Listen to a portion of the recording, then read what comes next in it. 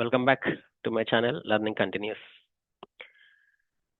చూస్తున్నారు కదా, ఇది getting things done by David Allen. ఆయన ఒక బుక్ రాశాడు. డేవిడ్ అలెన్ ఇతను the art of stress free productivity అనే బుక్ ఉంటుంది. సో ఎందుకు నేను ఇది మెన్షన్ చేస్తున్నానంటే, today I have seen couple of people full స్ట్రెస్లో ఉన్నారు. స్ట్రెస్లో అంటే ఎందుకు అని అంటే, stress is not because of the external factors వల్ల కాదు. Stress it is because of the internal factors. అంటే వాళ్ళు వాళ్ళ థింగ్స్ని సరిగ్గా మేనేజ్ చేసుకోలేకపోవడం వల్ల వాళ్ళకి స్ట్రెస్ వచ్చింది. అవునా? యూజువల్గా కూడా అట్లే వస్తుంది. స్ట్రెస్ ఎందుకు వస్తుంది సాధారణంగా? మనకి పనులు ఉంటాయని తెలుసు, కానీ ఆ పనులు సరైన సమయానికి జరగకపోతే స్ట్రెస్ వస్తుంది. జరగకపోవడానికి మల్టిపుల్ రీజన్స్. మనము ఒక రీజన్ అయితే బయట వాళ్ళు కూడా ఒక రీజన్ అవుతారు.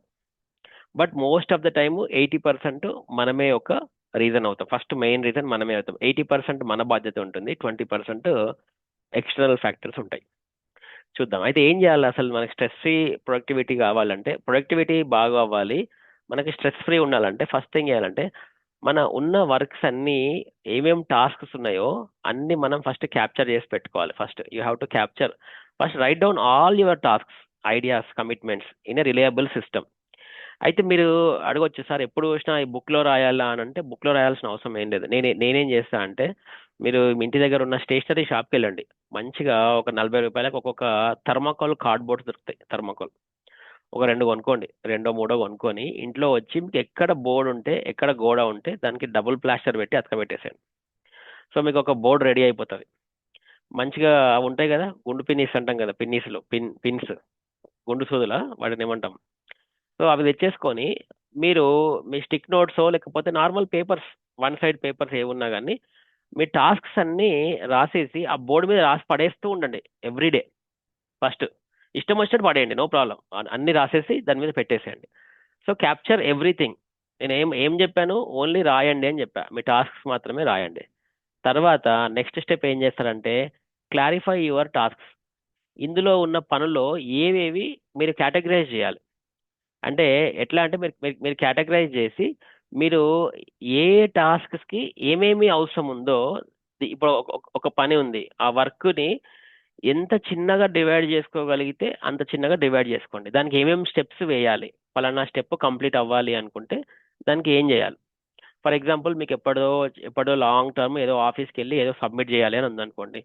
దాన్ని first you have to split that whole big task into smaller task. Like ఏ రోజు వెళ్ళాలి, టైమింగ్ ఏంటి, ఆ టైమింగ్ అనుకోవాలి, ఆఫీస్ ఎక్కడుంది అదేంటి, దానికి మూడో టాస్క్ ఏంటిదంటే నువ్వు ఆఫీస్కి వెళ్ళినప్పుడు ఏమేమి డాక్యుమెంట్స్ తీసుకుపోవాలి.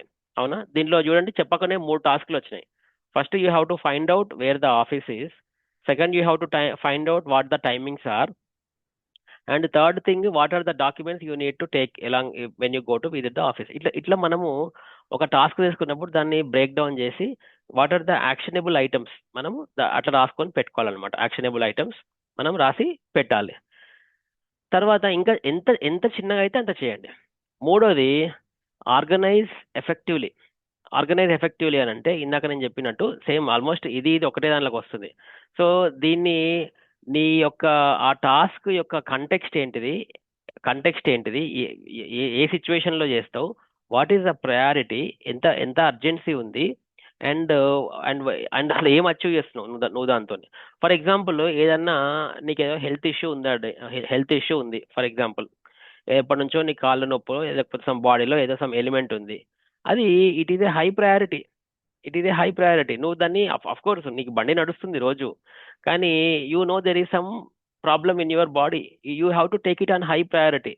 సో అట్లా మీరు ప్రయారిటీ అర్థం చేసుకోవాలి. లేదు సంథింగ్ ఏది లీగల్ థింగ్స్ ఏదో ఉంటాయి, ఫర్ ఎగ్జాంపుల్ ప్రాపర్టీ ట్యాక్స్ కట్టాలి లేకపోతే కరెంట్ బిల్ కట్టాలి అనేది మనము అట్లాంటి what is the priority of what is the urgency, ఆ ప్రయారిటీ ఏందో మనం తెలుసుకొని ఆ ప్రయారిటీ ఏంటి and what is the context, మనం ఎందుకోసము ఈ టాస్క్ చేద్దాం అనుకుంటున్నాం. వాళ్ళన్న టాస్క్ చేస్తావు, అది నీ కోసం చేస్తున్నావా, మీ పేరెంట్స్ కోసం చేస్తున్నావా, మీ ఇంకా పక్కింటోళ్ళ కోసం చేస్తున్నావా, వాట్ ఈస్ ద కాంటెక్స్ట్, అది నీకు క్లారిటీ ఉండాలన్నమాట. అది అది లేకుండా ఏది పడితే అది చేయకూడదు అనమాట. కంటెక్స్ట్, ప్రయారిటీ అండ్ ప్రాజెక్ట్ అంటే నీ స్కోప్ అనుకో. ఓకే, దట్ ఈస్ ఏంటి, వాట్ దానికి ఎంత ఎంత వర్క్ టైం ఇన్వాల్వ్ అవుతుంది అనేది ప్రాజెక్ట్ అనమాట. తర్వాత నెక్స్ట్ ఫోర్త్ వన్ ఏంటంటే రివ్యూ రెగ్యులర్లీ రివ్యూ. నువ్వు చేస్తున్న వర్క్స్ ఎక్కడ దాకా వచ్చినాయి, దాన్ని రెగ్యులర్గా రివ్యూ చేసుకుంటూ ఉండాలి.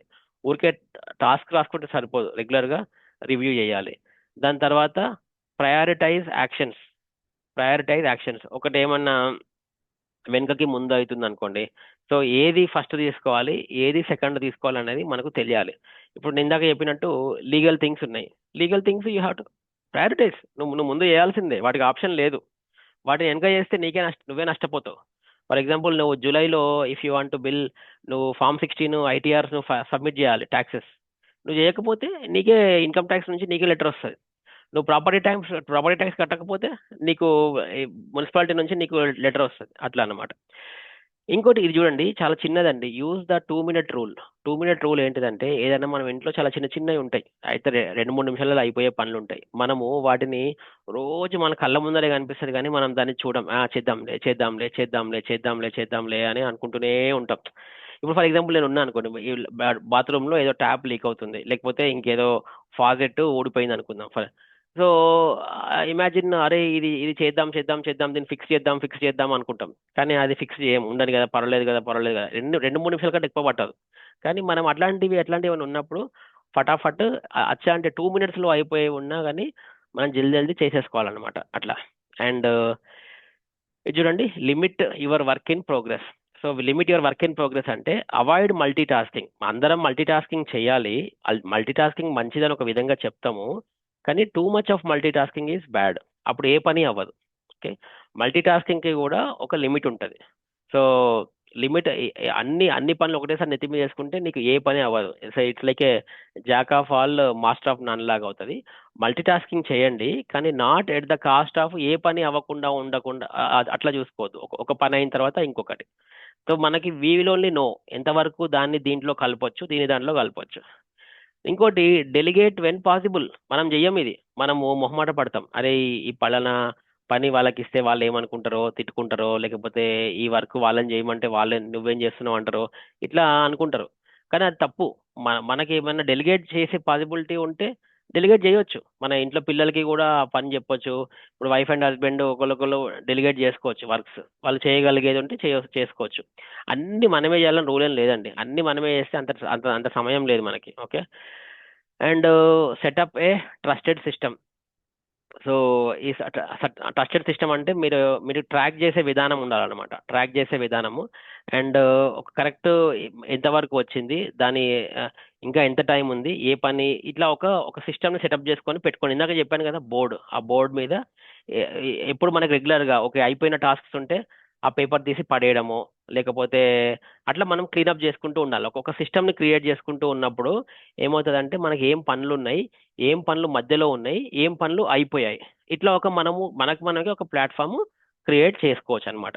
సో ఇవన్నీ చేసినప్పుడు embrace the mind like water concept.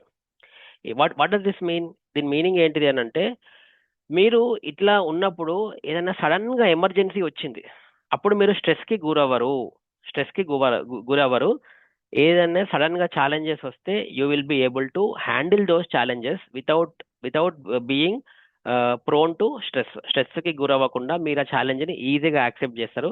Tension పడరు, ఒకరి మీద ఒకరు అరుచుకోవడము ఇవన్నీ ఉండవు అనమాట. సో అదే కదా మనకు కావాల్సింది. ఎందుకంటే డే టు డే లైఫ్ లో మనకు ఛాలెంజెస్ అనేవి వస్తూ ఉంటాయి. ఆ ఛాలెంజెస్ ని నువ్వు ఎంత ఈజీగా హ్యాండిల్ చేస్తావు అనే దాని మీద ఆధారపడి ఉంటుంది. కానీ ఎంత ఈజీగా హ్యాండిల్ చేస్తావు, నీ మిగతా పనులన్నీ కరెక్ట్ గా సాగుతున్నప్పుడు నీకు సడన్ గా ఏమైనా ఎమర్జెన్సీ వచ్చినా కానీ దీనికి నువ్వు టైం కేటాయించగలవు. అంతేనా? సో ఇది ఇది ఫాలో అవ్వండి. మోస్ట్ ఆఫ్ ద పీపుల్ తెలుసు, ఇవన్నీ తెలుసు, కానీ మనం ఒక ఓన్ సిస్టమ్ మనం ఫాలో కాం, అప్పటిదప్పుడే హఫజాడ్గా చేసుకుంటాం అనమాట. సో దాని వల్లనే ఇదంతా స్ట్రెస్. అది. సో ఈ బుక్ నాకు, నేను ఇంతకుముందు చదివాను చాలా ఏళ్ళ క్రితము, బట్ నాకు ఇది చెప్పాలనిపించింది. సో ఈ పాయింట్స్ అన్ని మేక్ చేసి ఐఎమ్ సెండింగ్ దిస్ ఒక వీడియో ద్వారా చెప్తున్నా. సో థ్యాంక్ యూ అండి. Thank you. మీరు కూడా వీలుంటే చదవండి art of stress free productivity book by David Allen. చాలా ఫేమస్ బుక్ అనమాట. Okay, thank you very much once again. This is Aditya Bomma signing of.